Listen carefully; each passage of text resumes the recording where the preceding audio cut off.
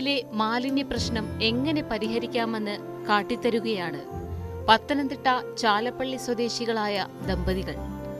മാലിന്യങ്ങൾ സ്ഥിരമായി നിക്ഷേപിക്കുന്ന വീടിനു മുന്നിലെ റോഡിൽ പൂന്തോട്ടം നിർമ്മിച്ചാണ് ശാന്തകുമാരിയമ്മയും വാസുദേവൻ നായരും വ്യത്യസ്തരായത്.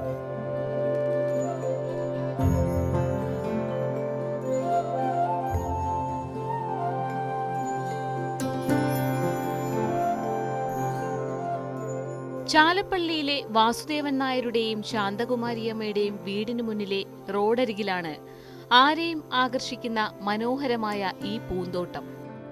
വർഷങ്ങളായി മാലിന്യ നിക്ഷേപ കേന്ദ്രമായി മാറിയ പ്രദേശമാണ് ഇന്ന് ചെടികളും പൂക്കളും കൊണ്ട് നിറഞ്ഞിരിക്കുന്നത്.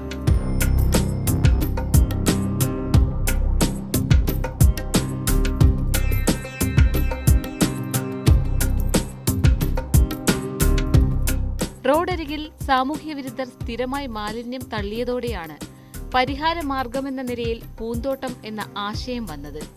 ഇന്നിവിടെ ആരും മാലിന്യം തള്ളാറില്ല.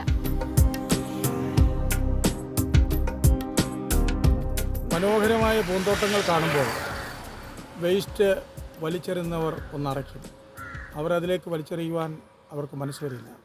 അങ്ങനെ നിരവധി നമ്മുടെ സ്ഥലങ്ങളിലെല്ലാം ഇതുപോലെയുള്ള ആരാമങ്ങൾ ഉണ്ടാകുമ്പോൾ മാലിന്യം തീർത്തും നമ്മുടെ ഗ്രാമങ്ങളിൽ നിന്ന് ഒഴിവാക്കപ്പെടുകയാണ് ചെയ്യുന്നത്. സാവധാനം ചെടികളുടെ പരിപാലനവും സംരക്ഷണവും എല്ലാം രണ്ടുപേരും ചേർന്നാണ്. റോഡരികിൽ നിറഞ്ഞു നിൽക്കുന്ന ചെടികൾ കാഴ്ചക്കാരുടെയും മനസ്സ് നിറയ്ക്കും.